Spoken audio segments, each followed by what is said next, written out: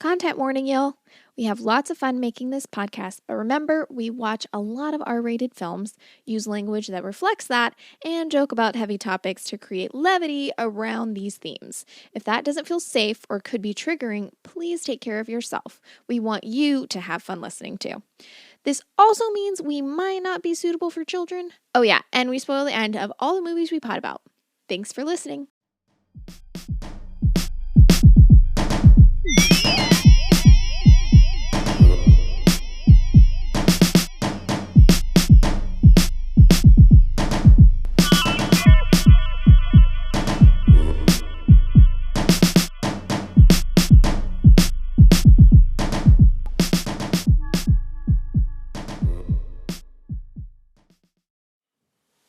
I don't even know what we're talking about on this one. Hey, welcome. Hi, we're doing it's a dishonorable, unmentionable about something. Yeah, we're about something. Yeah. I don't know which one. We just started recording. We've watched a handful of movies at this point that we haven't talked about at all. Yeah, we've been doing better about not only watching movies that we pod about. Yeah, except which is for nice. The unmentionable part of it. Yeah, and this is meant to be so casual in my mind, anyway. That Point being, like, if I can watch a movie without taking notes or pretending I'm taking notes. Yeah. So here's some things we've watched that we haven't talked about. Okay. We watched most of, but not all, of a film called Replicas. Oh, God. With Keanu and Thomas Middleditch and... Yep. And Alice Eve. Okay. Is that who played the wife? Mm-hmm.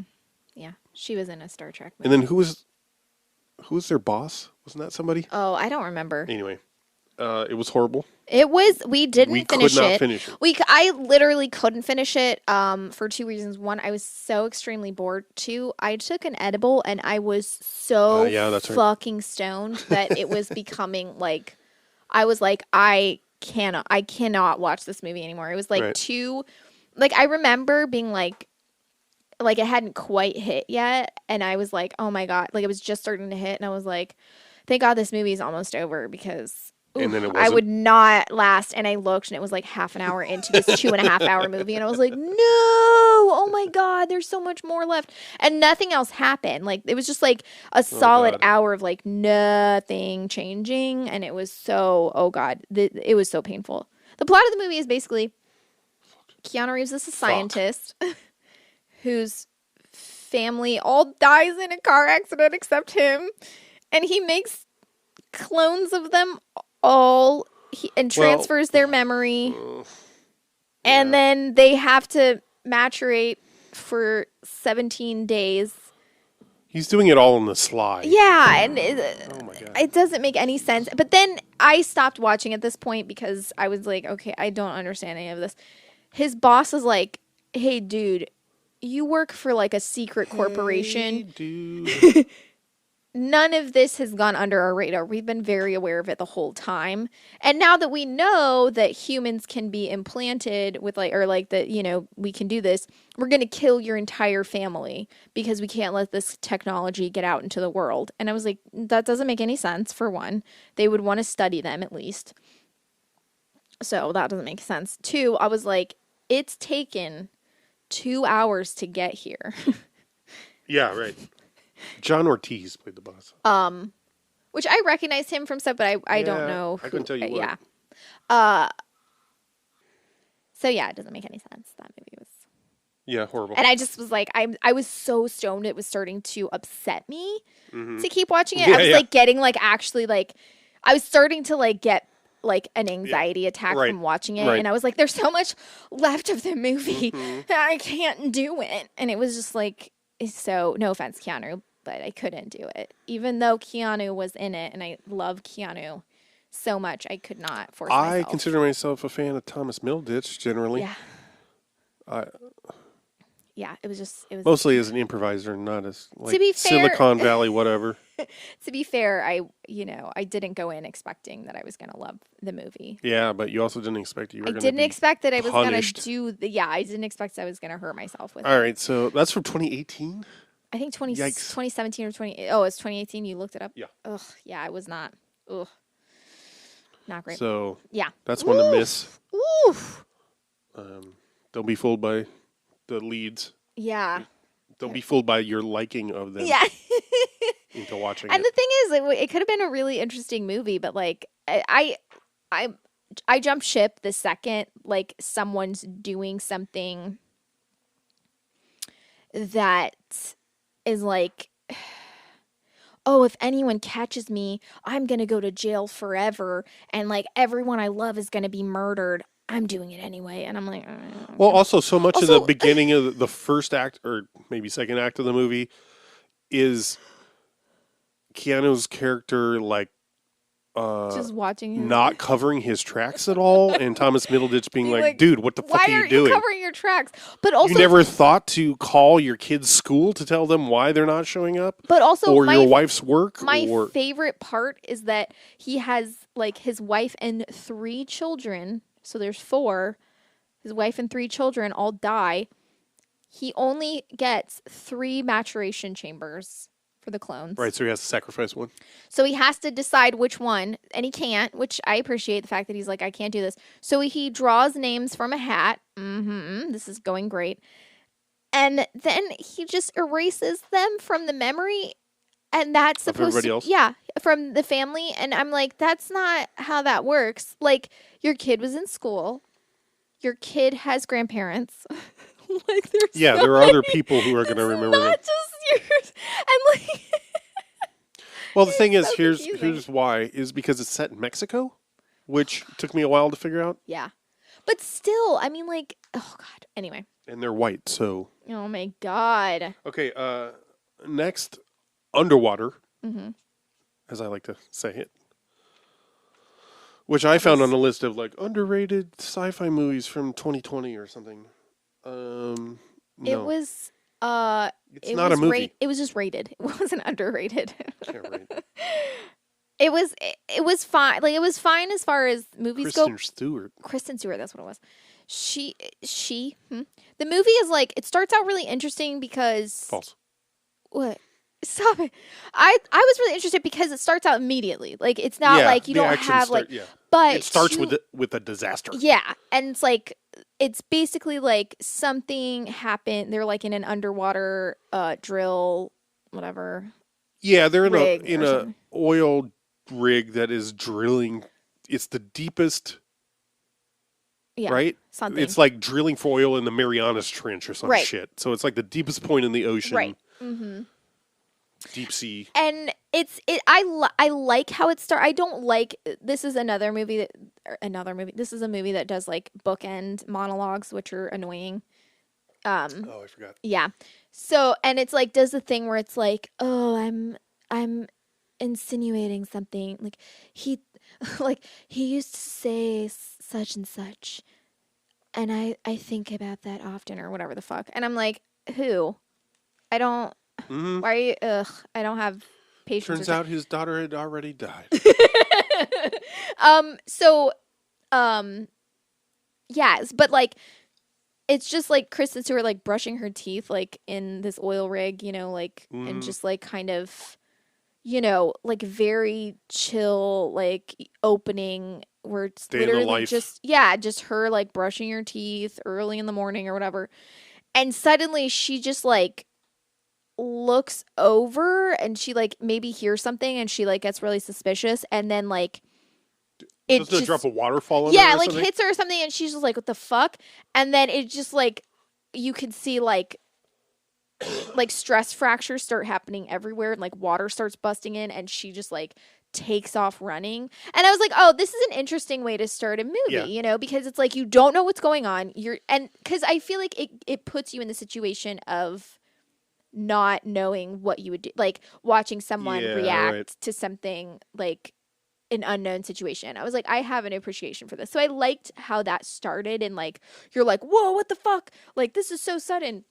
But then the rest of the movie is just like a group of people that stumble, you know, like all of the survivors just basically trying to survive or like get out.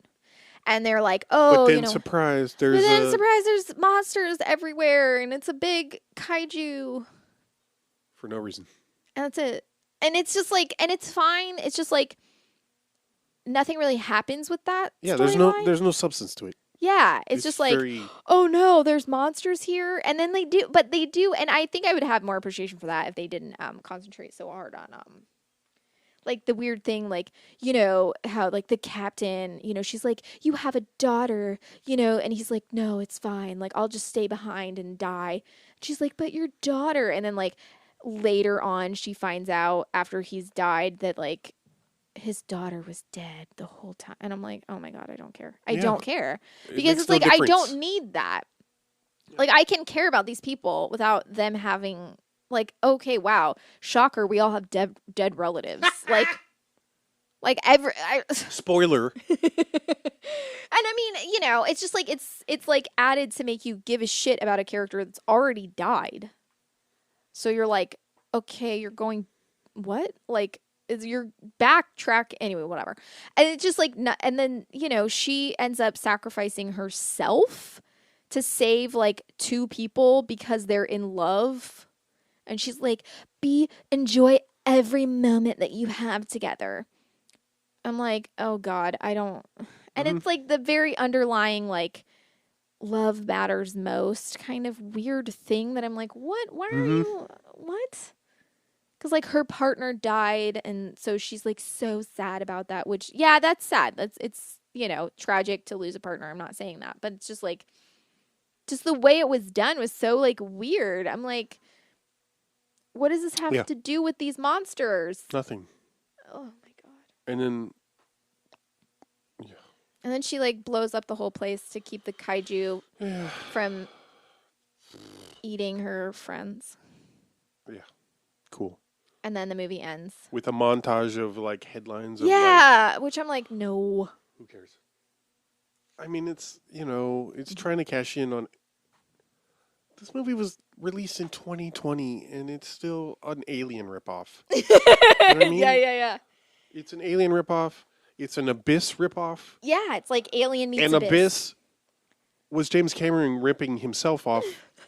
He's just redoing Aliens underwater. Which we also tried to watch Abyss last year, and you tapped out. Oh, man. You tapped out so hard. I was so disappointed because for like a whole year, I'm like, I want to have a watch party with this movie. And I watched a bunch of behind the scenes kind of shit about it. Oh man, you were so into it. You were so excited, and we didn't. I was so bored. Yeah, you were like, I can't. You were like mad. You were like, I can't do this. I cannot watch this movie. You're like, and I was like, what? And I was like, not half as bored. I think I was in the wrong place. You Absolutely, know? Yeah. I forgot what a fucking endurance kind of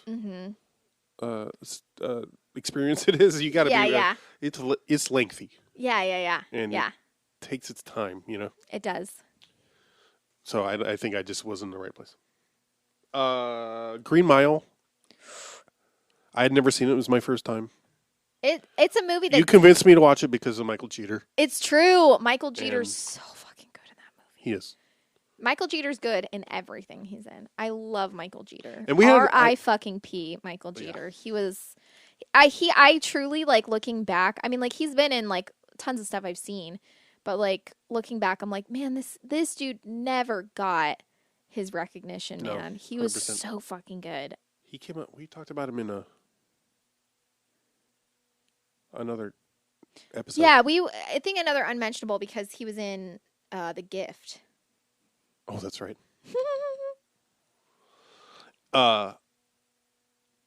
But yeah, he gets some room in this one. Yeah. Oh. It's up there. It's up there with the Fisher King for Michael Jeter vehicles, which aren't Michael Jeter vehicles. But right? Yeah. Reasons to watch it are Michael Jeter. Yeah. The Green Miles one, it definitely like rips. I mean, like Stephen King loves being like, "Hey, do you care about this character? Cool.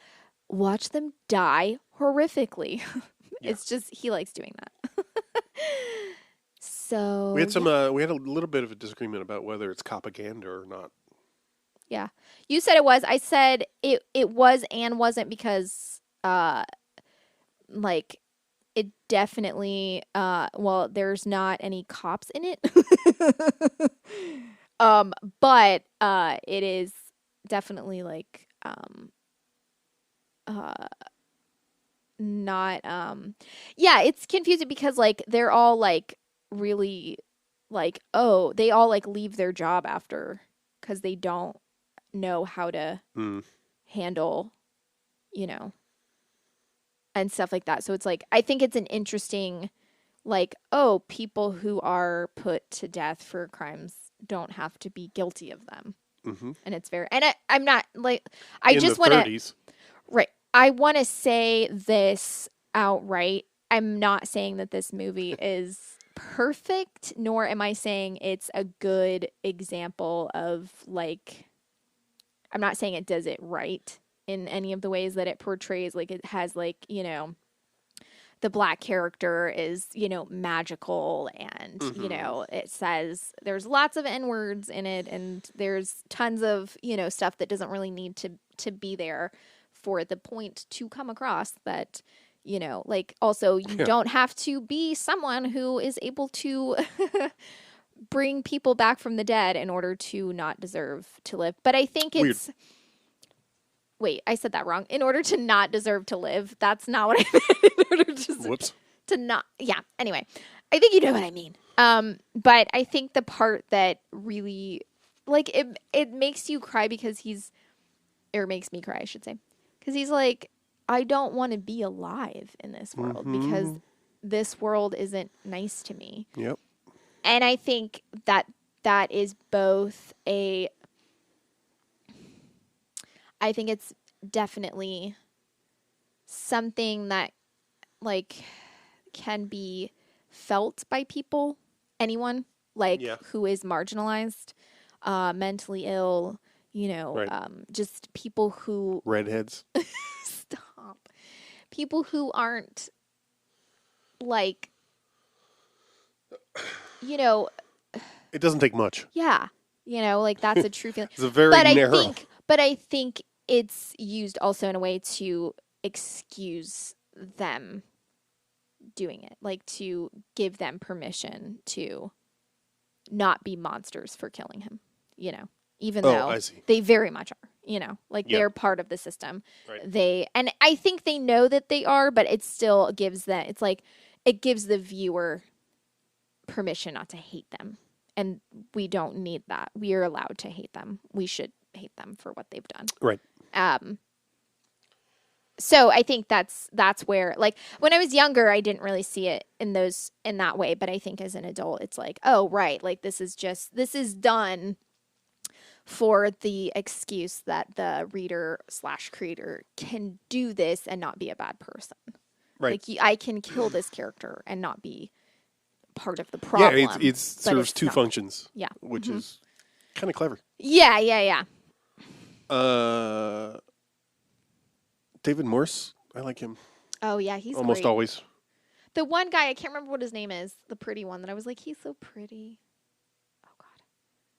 The guard that's like... He's the younger... Yeah, bawling his eyes out. Like, he's just such a good crier. Barry Pepper? Yeah, is that who it is? I think so, maybe. Yeah. Also, Jeffrey DeMunn, who's they're sort of a twosome as a supporting cast. I like him, Jeffrey DeMunn. He's one that I'm always like, what do I know him from? Turns out it's usually The Walking Dead, even though I watched very little of that show. Yeah. I forgot he was on that. That's just like the touchstone. Yeah.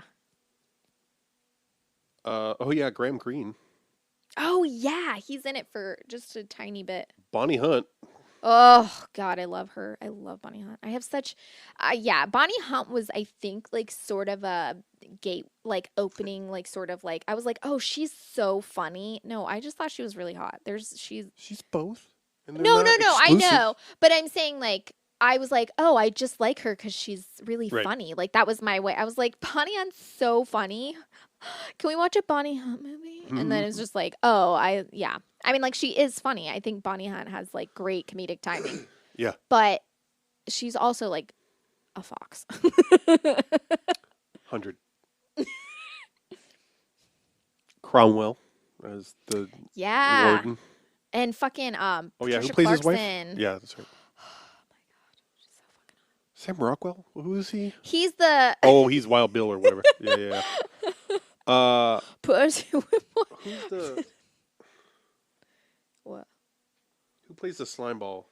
What's his name? He is. Oh God, I can't remember. Doug Hutchinson. Yeah. Who is an actual slime ball in real life? Yeah. He's a total. So he's perfectly hateable, and Yeah, he plays it's like. I mean, it's regretful that he's ever been given any work. But right. it's great that he plays a piece of shit because he actually is one. But yeah. Jesus Christ. What is happening? I don't know.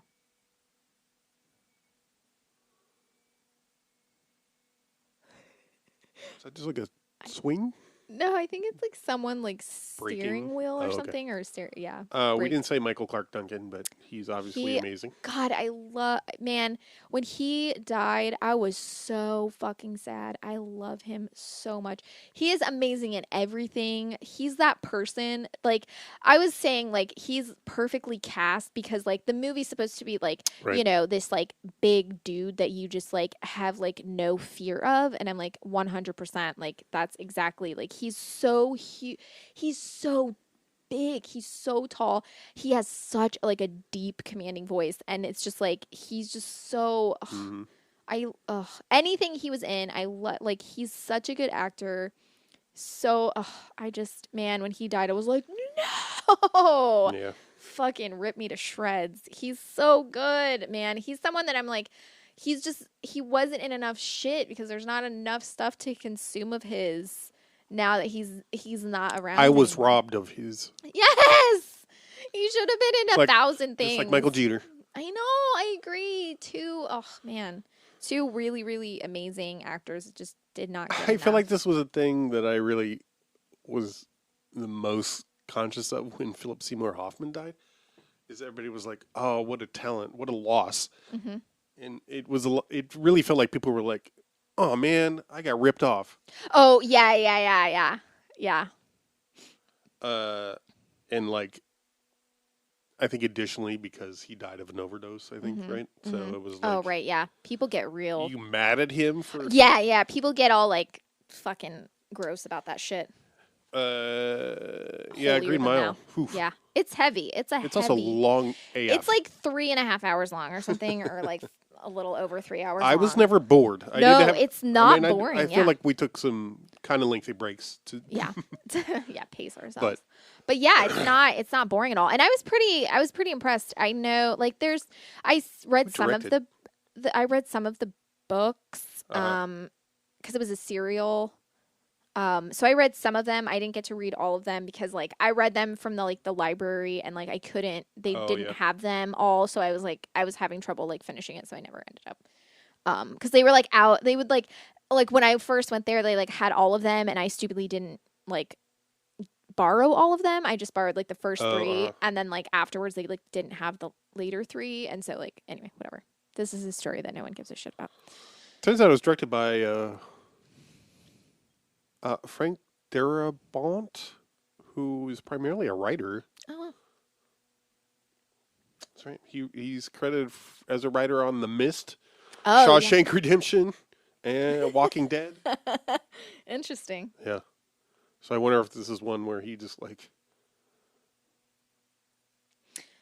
Anyway. I was just going to say, I feel like this is a movie where, like, I remember it was really long, and they had an intermission. I didn't see it in the theater because it came out in, like, 2000 or something like that, and I was only still 15. in short pants. Yep. So, but I remember that when we rented it from the video store, from the Blockbuster, and it came in like two cassettes, had like intermission. Yes. Yeah, that shit. So exciting.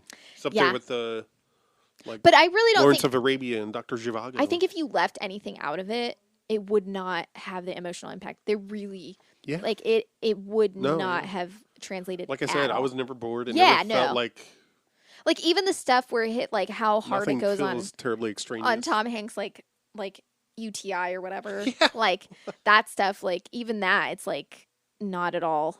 Yeah. It didn't feel like why am I? You're like, oh God, Yeah. that was really painful to watch though. Yeah, Trying convincing. yeah. Oh man, watching him try to piss and he's just like, My favorite is when he's trying to he goes to the Get to the- outhouse and and collapses. can't. Oh, Anyway. Yeah. 3 movies we've watched. Stigmata. I want to do a one Separate about one? that Okay. specifically. Sapphires. Man, that's such a good movie. It's sweet. Yeah. It's based on a true story, which I forgot about, Yeah. but it's really it really hits me in the feels. I was saying feels wrong. I was like fields? No, I was saying like my brain was like you're saying feels, but what you mean is field. So I was like feel. Anyway. Again, unnecessary to say. Yeah. It's just, about 3 Indigenous Australian women who, in Australia, obviously, who are just like singing and they end up. Yeah, it's like it deals with. I mean, like it does do like some white savior shit. But it's like written. It's one of the writers is one of the son of. Oh yeah, one of the women. But yeah, it's got this whole because they did. They did similar shit here too with Indigenous children where they would just like remove them from their family and indoctrinate specifically them in white, lighter skinned. Yeah. But yeah, they would take children that could pass as white and then try to erase any Indigenous trace of and there's this whole scene at the end where they do like a ceremony to like bring back this girl that was taken as a kid back to her community. And woo, do I bawl my eyes out every time I watch that. Weird how that one gets me, but it's really, it's a really cute, sweet movie. And I just like how. I will say it's a little. Yeah, no, totally. I'm not saying it's perfect. I'm not saying it's not problematic. But. So the premise is that their sort of family unit. Yeah. Are a girl group. Yeah. And they apply to. They see an ad. One of them sees an ad for seeking. Yeah.